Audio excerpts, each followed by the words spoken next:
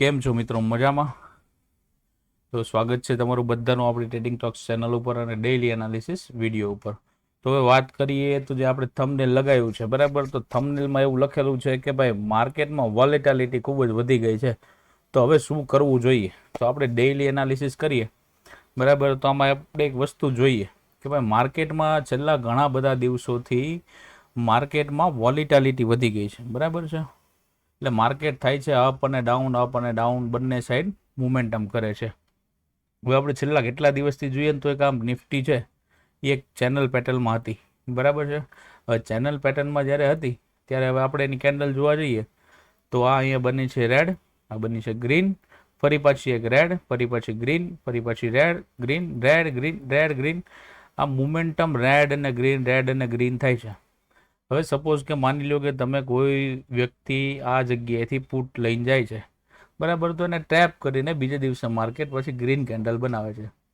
એટલે આખી વોલેટિલિટીમાં જોવા જઈએ આપણે બરાબર, તો માર્કેટમાં બાયર અને સેલર બરાબર, આ બંને લોકો એક સિચ્યુએશનમાં છે અત્યારે બરાબર, કે ભાઈ માર્કેટને અપ લઈ જવું કે ડાઉન લઈ જવું બરાબર, એ મુમેન્ટમાં એક ચેનલ પેટર્નમાં છે બરાબર. જ્યારે ચેનલ પેટર્નમાં આવે છે ત્યારે ફરી સપોર્ટ લે છે, ફરી ડાઉન આવે છે, ફરી રેઝિસ્ટન્સ લે છે, ફરી ડાઉન આવે છે.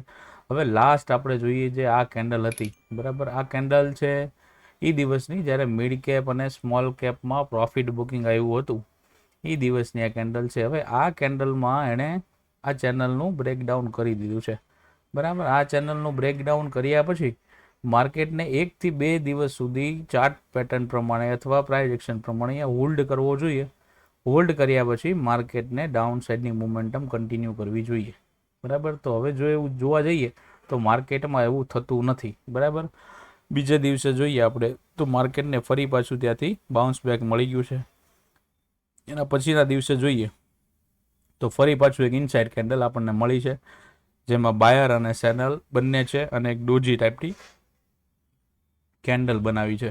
હવે આજનું માર્કેટ જોવા જઈએ તો આજે પણ એ જ સ્થિતિ છે, માર્કેટ અપ અને ડાઉન થયેલું છે ને પછી માર્કેટ એક ઇનસાઇડ કેન્ડલમાં ક્લોઝિંગ થયું છે.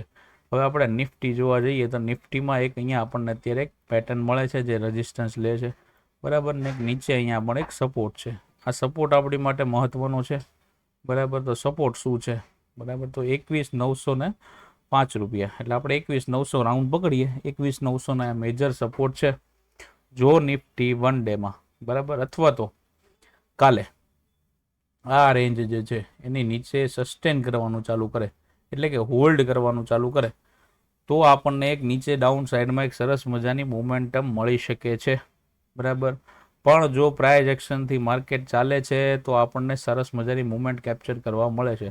હવે market up and down red and green કેન્ડલમાં બને છે તો આપણી માટે એક જોઈએ તો આપણે વિચારવું પડે કે માર્કેટમાં શું કરવું. વોલેટિલિટી એટલી બધી છે, માર્કેટમાં એસએલ આપણે કેટલો દેવો, તો એની હિસાબે આપણે થોડું વેઇટ કરવો પડે છે કે ભાઈ માર્કેટમાં કોઈ ડાયરેક્શન વાળી અથવા તો પ્રોપર આવે છે લેવલ, પ્રોપર લેવલથી અથવા તો પ્રોપર ડાયરેક્શનથી આપણને કોઈ માર્કેટ લેવલ બતાવે છે ને માર્કેટ એ પ્રમાણે ચાલે છે તો આપણે કંઈ અહીંયા ટ્રેડ કરી શકીએ ને ટ્રેડ આપણો સારો બની શકે છે બરાબર. હવે આપણે જોવા જઈએ 15 મિનિટમાં નિફ્ટીનો ચાર્ટ બરાબર, તો 15 મિનિટમાં જોઈએ આપણે તો 15 મિનિટમાં આવતીકાલ માટે આપણે શું કરવું જોઈએ. તો 15 મિનિટનો ચાર્ટ તમે જોઈ શકો છો એક રેન્જમાં છે માર્કેટ બરાબર. આપણે 1 ડેની દોરી હતી એટલે તમને આમાં આવું દેખાતું હશે બરાબર. હવે આપણે જોઈએ અહીંથી આમ લગાવીએ ટ્રેન્ડ લાઈન બરાબર, તો આપણી માટે આ સાઈડની ઉપરની ટ્રેન્ડ લાઈન છે બરાબર. જો આજ અથવા કાલ અથવા પરમ દિવસમાં ટ્રેન્ડ લાઈનની ઉપર જાય છે તો આપણી માટે પહેલો ટાર્ગેટ આ બને છે બરાબર. નીચેની સાઈડ જોઈએ બરાબર, તો નીચેની સાઈડ મેજર સપોર્ટ આપણી પાસે બનેલો છે.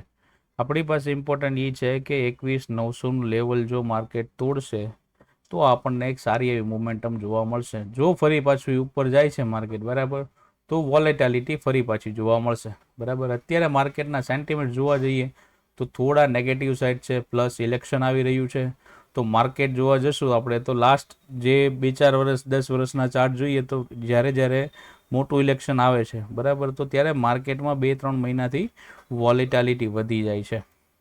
તો આમાં નવા જે પ્લેયર છે, જે બિગિનર છે, જે હજી માર્કેટમાં નવા આવ્યા છે અને કોલ પુટ કરે છે, તો એની માટે ખાસ ધ્યાન રાખવાનું છે કે વોલેટાલિટી બહુ છે માર્કેટમાં, બરાબર. જેની પાસે પ્રોફિટ પડ્યો છે અથવા તો જેની પાસે નોલેજ છે, આ બે વ્યક્તિ આમાં કામ કરી શકે છે, બરાબર. એના પણ એસેલ હિટ થાય છે.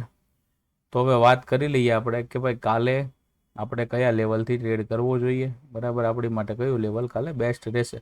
હવે નિફ્ટીમાં જોવા જઈએ તો નિફ્ટીમાં એક લાસ્ટ આ રેન્જ બની હતી, અપસાઇડની રેન્જ, બરાબર. હવે નિફ્ટી સપોઝ કે માનો કે આ જ રેન્જમાં ઓપન થાય છે, બરાબર. ફ્લેટ માર્કેટ ઓપન થાય છે નિફ્ટી, બરાબર. તો આપણે વેઇટ કરવાનો છે કે માર્કેટ જો આની ઉપર જશે તો આપણને એક નાનો એવો ટાર્ગેટ અહીંયા પહેલો મળી શકે છે, અહીંથી માર્કેટ રેઝિસ્ટન્સ લઈ શકે છે.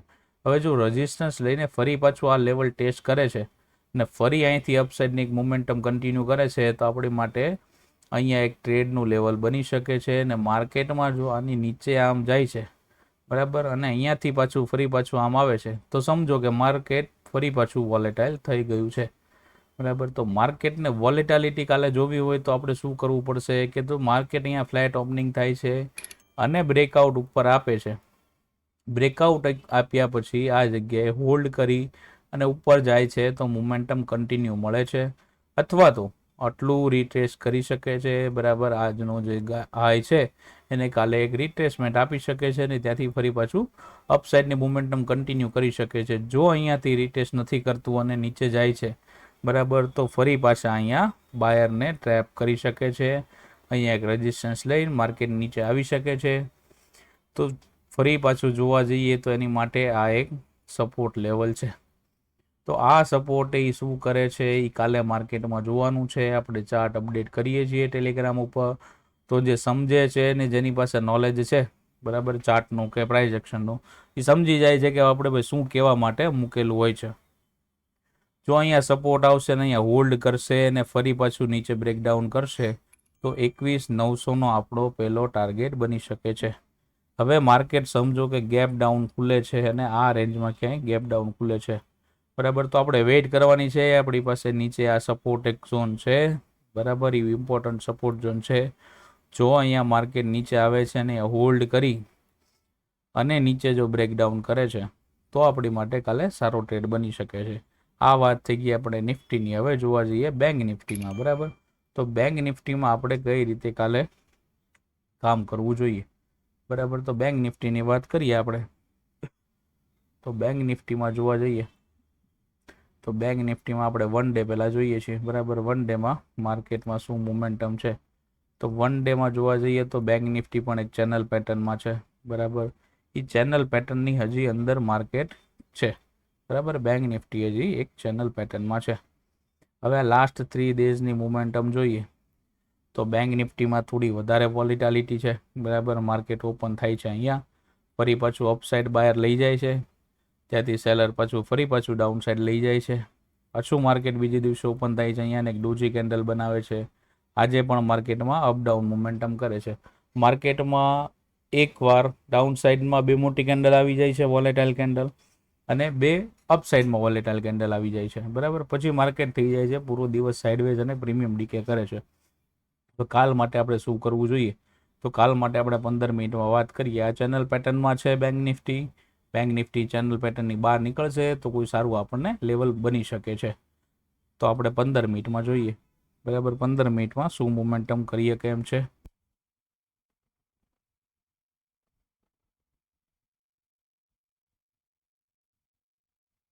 આપણે 15 મિનિટનો ચાર્ટ ઓપન કરી દીધો છે. 15 મિનિટમાં જોઈએ તો મોર્નિંગમાં બે કેન્ડલ આપણને ડાઉન સાઈડ મળી હતી, બરાબર, ને ફરી પાછી બે કેન્ડલ પછી એક ફરી પાછી અપસાઇડની કેન્ડલ મળી હતી.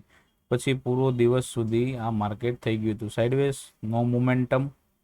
એટલે માર્કેટમાં વોલેટાલિટી થોડી વધારે છે, એટલે નવા પ્લેયરો ધ્યાન રાખજો. હવે કાલ માટે આપણે શું કરી લઈએ કે લેવલ કયા બને છે કાલના, કાલે આપણે કઈ જગ્યાએ ટ્રેડ કરવા જોઈએ, બરાબર. તો આપણે લેવલ અહીંથી દોરી દઈએ છીએ. ધ્યાન રાખજો આપણે સપોર્ટ રેઝિસ્ટન્સ કઈ રીતે ડ્રો કરીએ છીએ, તો તમને આગળ જતા ખ્યાલ આવશે કે તમારે કઈ રીતે ડ્રોઈંગ કરવો જોઈએ, બરાબર. તો હવે લાસ્ટ જોઈએ તો આપણે કાલ આજે આખો દિવસ, બરાબર, તો કે કેટલા વાગ્યાનું 12:15 લઈને 3:30 સુધી ક્લોઝિંગ થયું, ત્યાં સુધી આ એક જ રેન્જમાં માર્કેટ રહ્યું હતું. બેંક નિફ્ટી આ એક જ રેન્જમાં હતી.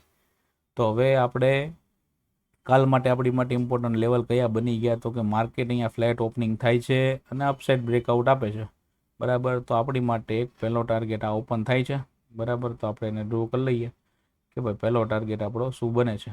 જો અહીંયાથી બ્રેકઆઉટ કરે છે તો પહેલો ટાર્ગેટ આપણો બને છે અહીંયા 46,880 આજુબાજુનો, બરાબર.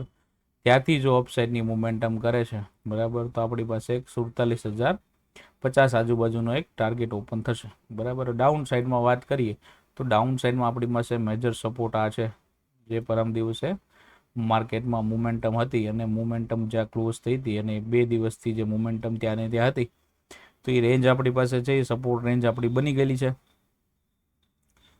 તો આ બંને રેન્જની વચ્ચે જો માર્કેટ ઓપન થાય છે, બરાબર, કે માર્કેટ અહીંયા ફ્લેટ ઓપનિંગ થાય છે અને નીચે જાય છે, તો ફરી પાછો આપણી પાસે એક સપોર્ટ આવી જાય છે, બરાબર. તો આપણને કોઈ ખાસ ટ્રેડ બની શકતો નથી, બરાબર. હવે વેઇટ એ કરવાની છે કે જો બ્રેકઆઉટ આપે છે મોર્નિંગની કેન્ડલ, તો આપણી પાસે એક સ્કેલ્પિંગ ટ્રેડમાં પહેલો ટાર્ગેટ આ છે, ફરી પાછું અહીંયા હોલ્ડ કરે છે અથવા તો રિટ્રેસમેન્ટ કરે છે તો આપણી પાસે બીજો ટાર્ગેટ આ છે. હવે માર્કેટ સમજો કે ગેપ ડાઉન અથવા તો ગેપ અપ ખુલે છે, બરાબર. તો ગેપ અપ અને ગેપ ડાઉનમાં આપણે વેઇટ કરવી પડશે, બરાબર. માર્કેટ સમજો કે ગેપ અપ ખોલે છે તો પણ એક સેલિંગ પ્રેશર આવે છે, માર્કેટમાં નીચેની સાઈડ મોમેન્ટમ કન્ટિન્યુ રહે છે, બરાબર. તો જે લોકો જૂના છે ને એક્સપિરિયન્સવાળા છે એને ખબર હશે કે પહેલી મુવમેન્ટમાં કેવી રીતે, પહેલી કેન્ડલમાં કેવી રીતે ટ્રેડ કરવા જોઈએ, બરાબર. તો ગેપ અપ ને ગેપ ડાઉન ખુલે તો વેઇટ કરવાની છે. બાકી કાંઈ નવું અપડેટ હશે માર્કેટમાં, લાઈવ માર્કેટમાં, તો આપણી ટેલિગ્રામ ચેનલ ઉપર આપણે આપી દઈએ છીએ, તો જોડાયેલો રહેજો ત્યાં, બરાબર છે. બેંક નિફ્ટીમાં ખાસ ધ્યાન રાખવાનું છે, બેંક નિફ્ટી વોલેટાઇલ છે. આ રેન્જની વચ્ચે માર્કેટ જ્યાં સુધી છે ત્યાં સુધી કોઈ મોમેન્ટમ આપણને મળી શકે એમ નથી. આની નીચે જાય છે તો એક સારી એવી ડાઉન સાઈડની મોમેન્ટમ મળી શકે છે, અને આની ઉપર જાય છે 47,000ની ઉપર, તો આપણને એક સારી એવી મોમેન્ટમ મળી શકે છે. બાકી આ બંનેની વચ્ચે આપણને કોઈ મોમેન્ટમ મળતી નથી. તો ટેલિગ્રામ ચેનલમાં જોડાયેલા ન હો તો ડિસ્ક્રિપ્શનમાં લિંક છે, જોડાઈ જજો. વિડીયોને લાઇક કરજો, તમારા મિત્રો જે શેર બજારનું કરતા હોય એને શેર કરજો અને કોમેન્ટ જરૂરથી કરજો, બરાબર છે. તો મળીએ છીએ, ચાલો આવજો.